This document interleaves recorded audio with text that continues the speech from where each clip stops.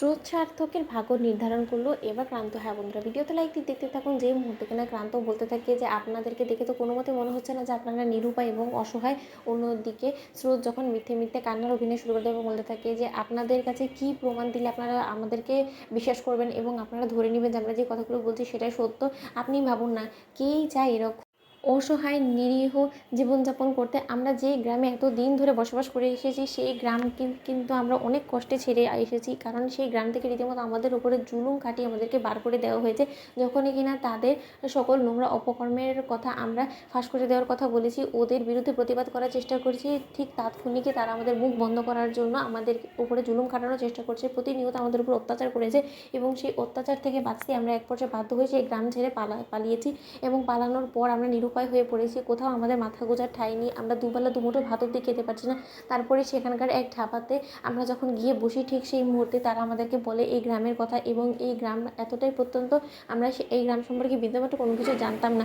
আমরা এক পর্যায়ে যখন তার মুখ থেকে কথাটা শুনি, আমাদের মনে নতুন এক আশার আলো জেগে উঠে। আমরা ভেবেছিলাম যে এই গ্রামে হয়তো আমরা কোনো মতে একটু মাথা গোঁজার ঠাঁই পাবো। আপনারা আমাদের দুবেলা ভাত নাই দিতে পারেন, কিন্তু তাই বলে মাথা গোঁজার ঠাঁইটুকু আমাদের কাছ থেকে অন্তত কেড়ে নেবেন না, এতটা অমানবিক অন্তত আমাদের সঙ্গে হবেন না। অন্যদিকে মীনাক্ষী বলতে থাকে যে আমি এখানে একটা কথা বলি, যদি আমি বাইরের লোক, আমার বলার কোনো অধিকার নেই এখানে, কিন্তু তার সত্ত্বেও আমি বলতে বাধ্য হচ্ছি। এদের কথার উপরে আমার মনে হয় না যে বিশ্বাস করাটা আপনাদের জন্য মোটেও ভালো বা সুবিধের হবে।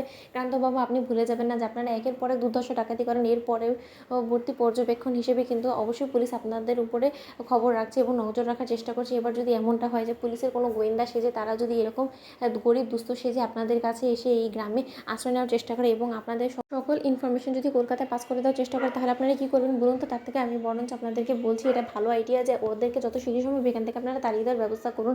এখানে ওদের কোনো মতে ঠাঁই হবে না, সেটা ওদেরকে মুখের উপরে বলে দিচ্ছেন না কেন বলুন তো? আপনি এখনও পর্যন্ত ভাবছেন কেন? ঠিক সেই মুহূর্তে গ্রামবাসীরা যখন নীলাঞ্জনের সাপোর্টিকে বলে থাকে যে হ্যাঁ হ্যাঁ ক্রান্ত, এই মেয়েটা যা কিছু বলছে সেটা হলেও হতে পারে, তাই তুমি কোনো মতে এদের উপরে নিজের দয়া দেখাতে কি এদেরকে এই গ্রামে আশ্রয় দিয়ে বসে না। ঠিক সেই মুহূর্তে সার্থক বলতে থাকে যে দেখেছো তো, তোমরা শুধু শুধু মেজদি ভাইকে নিয়ে এতটা ভাবছো যে মেজদি ভাই তো এই গ্রামে দিব্যি আছে, ওই তো রীতিমতো এই গ্রামের উপরে ছুরি ঘোরানোর চেষ্টা করছে। তাহলে শুধু শুধু তোমরা মেজদি ভাইয়ের জন্য এতটা দুর্বল হয়ে রাই দিদিভাই এতটা অসুস্থ হয়ে পড়েছে কেন বলো তো? আমার তো মনে হচ্ছে যে এক্ষুনি আমাদের কলকাতা ফিরে যাওয়া দরকার, কারণ এই মেয়েকে বাঁচানোর কোনো চেষ্টা করার আমার আর ইচ্ছে নেই। আমার মনের মধ্যে সকল ইচ্ছে মরে গিয়েছে। স্রোত অন্যদিকে স্রোত বলতে থাকে যে সার্থক, এত দূর যখন চলে এসেছি তাহলে আসল সত্যটা না জেনে কোনো মতে আমার মনে হয় যে কলকাতায় ফিরে যাওয়াটা আমাদের জন্য সেফ হবে। কারণ রাই দিদিভাইকে গিয়ে আমরা কী বলবো বলো তো? যে দিদিভাই, আমরা সেখানে মেজদিভাইয়ের কাছ থেকে দেখেছি এবং মেজদিভাই সেখানে ভালো আছে বিধে আমরা মেজদিভাইকে সেখানেই ফেলে রেখে এসেছি, সেটা তো কোনো মতেই বলা যাবে না, তাই না? এখন আমরা পরিস্থিতির শিকার হয়ে গিয়েছি এবং এখন যদি আমরা এখান থেকে খালি হাতে ফিরে যাই তাহলে রাই দিদিভাইয়ের কাছে আমি কোনো মুখ নিয়ে দাঁড়াতে পারবো না। তো বন্ধুরা, লাইক কমেন্ট শেয়ার করে সাবস্ক্রাইব করতে ভুলো না।